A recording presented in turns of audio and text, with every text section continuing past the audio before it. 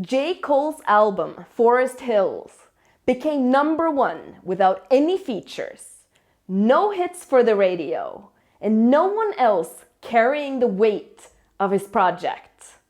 How can this album become #1?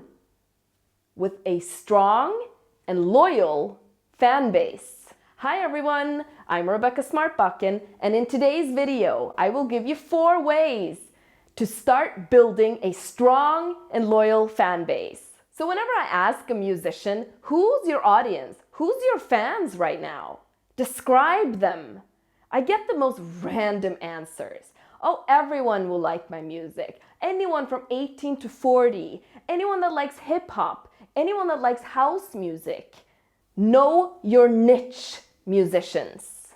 So after reading the book We Are All Weird by Seth Godin, I understood that now there's a death of mass marketing. You need to stop catering to everyone, to the masses, to the radio, and you need to now find your niche, or what Seth Godin calls them, your tribe. It's a big world out there, and with internet now, it really makes it easier for us to connect with the fellow weirdos out there. The more specific you can get, the better. So it begins with finding your inner weirdness and start sharing this online, through your music, and through your brand. You will then see a fan base being formed around your values. So how can you start doing this? Well, you need to actually start getting to know your first followers. Who are your first 100 fans? So how can you start doing this? Start creating a character of your typical fan and expand on it. What clothes do they wear? What topics interest them? The more specific you can get, the better. Niches are not as small as they used to be, thanks to internet. There's now every sub-niche to every sub-genre of every topic matter.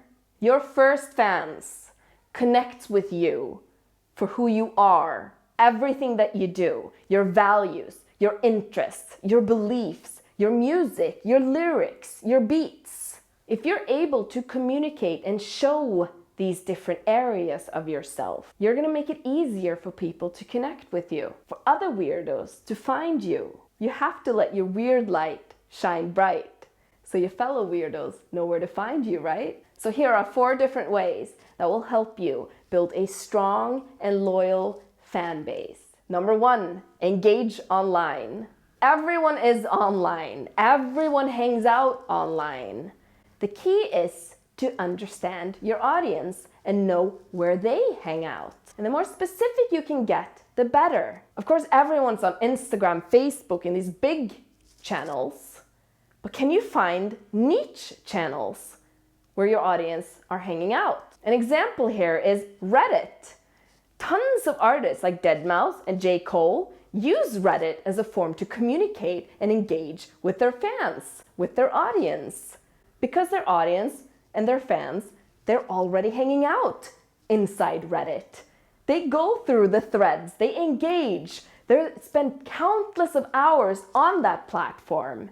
And they understand their audience and who they are, and they know they hang out there. So they need to meet their fans where they're already hanging out. And online makes this easier. There's always a forum. There's always a social media, a platform that is for the niches. Find a group of similar people that have your same interests. If you understand your first fans by personality traits, you also know where they hang out online. What groups do they follow on Facebook? Where are they engaging? If you know this, it will be easier for you to meet your fans and engage with them and connect with them where they're already hanging out. So it starts with knowing your audience, and an audience is just a reflection of you, most likely. #2, do interviews. So this is another method that J. Cole did. He did these long, lengthy interviews in very strategic magazines and news outlets and forums and influencers and blogs. that were relevant for his audience. By doing this, you're sharing your story, your personality, your message, your value, and you're opening up to the world. Anyone who watched the whole interviews with J. Cole instantly became super fans. A lot of artists just gives out surface information, holding back, not giving anything for fans to connect with, not being relatable. So interviews can actually be a really good strategy to further develop that connection that you have with your fans when you're turning them into super fans. By giving more of yourself, your story, and giving them more to connect with. So as a musician, you need to start forming a compelling story to pitch to these news outlets, to these blogs, radio channels, TV channels. There's content creators everywhere these days. There's podcast interviews you can be on. There's YouTube streams that you can join. The key is knowing your audience. What are they already watching? Where are they hanging out? And you need to actually start pitching your story to the different news outlets. No news outlets will approach you in the beginning phase of your career. So you need to tell them your story. You need to give them something to write about, or you need to give them a reason to interview you. If you're struggling with this, you can also consider working with a publicist or getting even a friend to help you here, because pitching yourself is going to be very important as a musician, whether it's to news outlets, to get PR, or record labels, or other partners. So the lengthy, in-depth interviews are definitely worthwhile investing in as a musician, because the ones that come across those and the ones that invest their time into reading those and viewing the videos or listening to the show, you will then develop a deeper connection with them. Well, they will really get to know you as a musician, your story, and your value. Number 3, touring. I know it sounds cliche because we're in the middle of lockdown and there's no touring, but we are coming out of this as well. There will be a time where we will go back to touring. And touring is actually one of the most effective ways to build a strong and loyal fan base. It doesn't matter if the show is for 10 or 10,000. Playing gigs is a necessity into building a strong fan base. If you're not out there being seen, connecting and engaging with your current fan base, it's going to be very difficult to get loyalty from them. Trying to get the energy and connection that you get in real life online is just not that effective. Even producers with a strong loyal fan base tour. Just look at Metro Boomin. He actually goes out on tour and meets his fan base. And his fan bases are one of the strongest ones out there. If you're a producer, you should definitely look into offline events for networking. Don't just rely on the internet. So how did Forest Hills, J. Cole's album, become number 1? Well, because he toured the whole year prior and met all of his fans personally. So by the time that he dropped the album, they were all ready for it. They've all met him. They've all strong connections with him.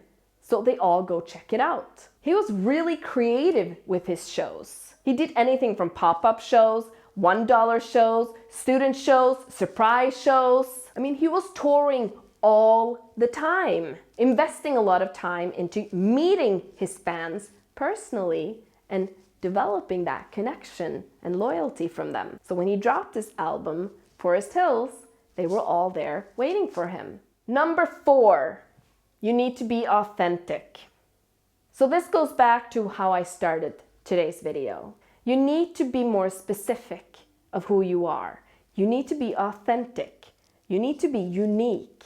You need to stop being like others and start being yourself. What do you represent? What are your values? What's your personality? What's your edge? Share that edge. Doesn't matter how weird it is. Online now makes it easier to find other people with the same interest and that connects with those aspects of you. That's how you're going to set yourself apart. That's how you're going to build that loyalty from your fans. That's how they're going to follow you through your whole journey. But you need to first find what sets you apart. You see tons of examples like this with the Lizzie movement last year, where so many people connected with her values, with her beliefs. So she created a strong herd, a tribe, in a very short amount of time because she was authentic. She was real. She was unique. She was herself. So it starts with you need to find what sets you apart, what makes you unique, what makes you weird. You will then make it easier for other people, for your fans, to connect with you, to find you. You then start engaging with them where they already hang out online. Start doing some interviews so they really can get to know you, really can get to know your values, and connect deeper with you. Go on tour, meet them personally, but most importantly, be authentic. Hasta luego, mi gente. Yay! If you like what you saw here today, go ahead and click subscribe, and you'll get music and marketing related videos every week.